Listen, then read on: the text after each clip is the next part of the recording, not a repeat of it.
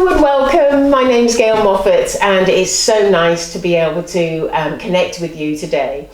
I do these connections with God and have been doing them since 2017, although I didn't go public until a couple of years later. I think it was 2019 when I started to go public with His voice.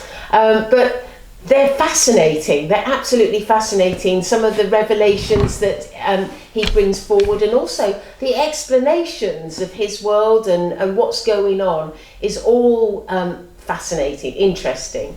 And so if you want to be always abreast of what's going on and what God's words are, then don't forget to subscribe so that you can always be knowledgeable. Not only knowledgeable, but also be informed of what is going on and where God is moving forward with all of us. And so thank you for doing that, and don't forget to like and comment. Please comment, and you know, if you've got questions or anything, then I would be more than happy to answer. And let's go to God and see what He has to say. He's standing by the side of me and I know he's very enthusiastic to talk.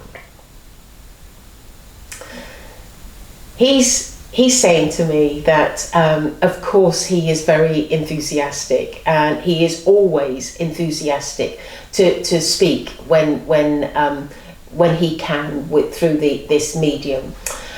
He is saying that there has been a gap. And he says that he's missed it greatly and is very pleased to be back and be able to give his words to all of you. He's saying to me that when people consider his world, some people will often consider the idea of purgatory.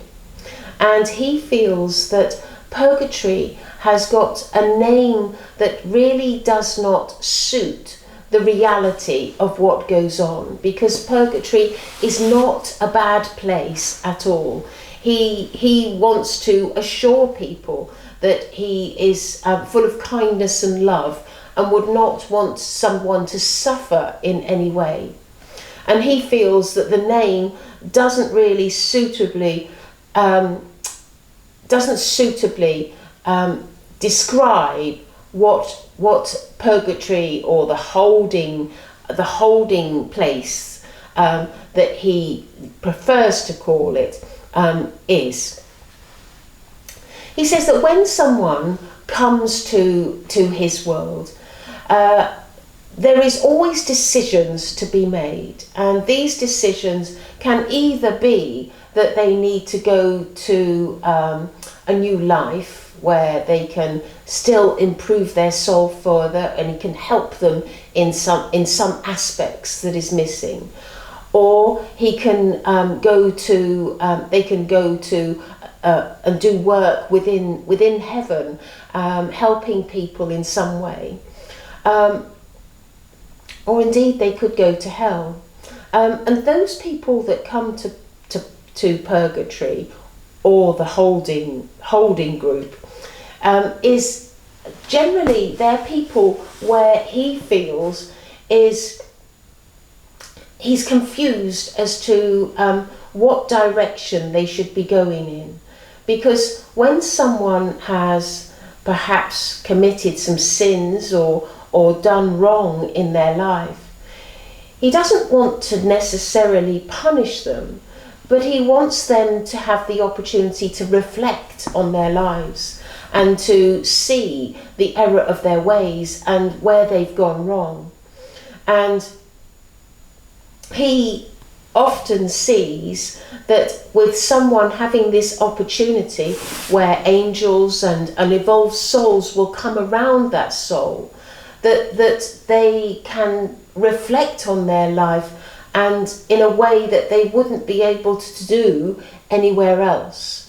It is a space where they can just concentrate on their soul and where their future could be. Once a soul has truly reflected, he likes very much to come and visit that soul and discuss what they feel they have done, or what they need to be doing, or how repentant they are. And in that discussion, invariably he feels that he is able to make some decisions for their future. His stance on life is always, as much as possible, he likes to give people chances upon chances. And when somebody has done a lot of particularly bad things in their life, he would always prefer to give them another life where they can perhaps put things right or learn from the error of their ways. And he feels that this is a more palatable method than to just send somebody to hell. Because his concern over hell is that when somebody arrives in hell, it is often very difficult for them to come out of hell, because that is always what he requires of a soul, wherever they are, to look at their lives and look to do better. He never sees hell as a permanent position. He sees hell as a temporary position where they can consider their actions further. Once a new life has been made, he of course will assign the right angels and the right guides around this person, so that they can achieve what is necessary, and basically so they can become successful in what they've aimed to do. Because he always looks forward to when somebody comes back to his world and can be pleased for their success. He would like to say that this idea of purgatory, he wants to make very, very clear, is not a bad place. It's a place of reflection. It's a place of consideration. It's a place of thinking about your future, and thinking about your past, and thinking about what is required to better your soul. And it is not a place where it is hurtful or difficult. It is a place where there is a lot of love and a lot of support. And he feels that a lot of souls really benefit from this position. For some souls, they bypass this position and come straight to my world, particularly if they've been very good. And I am pleased to invite them into heaven. And if they've been extremely good, he looks to invite them to very close to his area of heaven, where he and some, he says, like Gail, will be that part of the Holy Spirit, and look to help people evolve and move forward in their lives. He's saying that he would like to make a prayer, and he hopes that you all can join him in his prayer. I pray that all of mankind listen to my words. Listen to my words and bring about thoughtfulness. Because in that thoughtfulness, I believe that there is a potential for all souls to evolve. And this is my objective when I consider souls' lives, how they can evolve.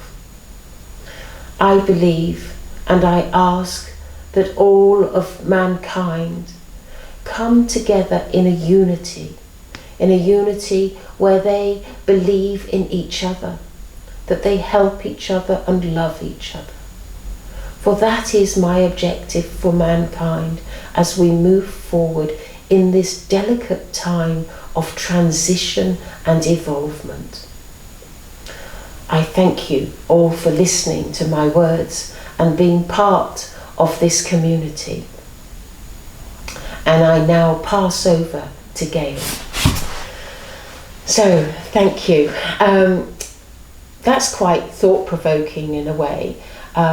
What is really comforting is he doesn't like to call purgatory, and he doesn't see it as a bad place. It's just a place of consideration. So it's not a place to be frightened of. And whatever you've done in your life, don't be frightened, because he is always eager to help you improve and put right things. He's not an ogre. He's not a bad God. He's one who will help in every possible way. So thank you for listening, and I look forward to seeing you on Thursday. Goodbye.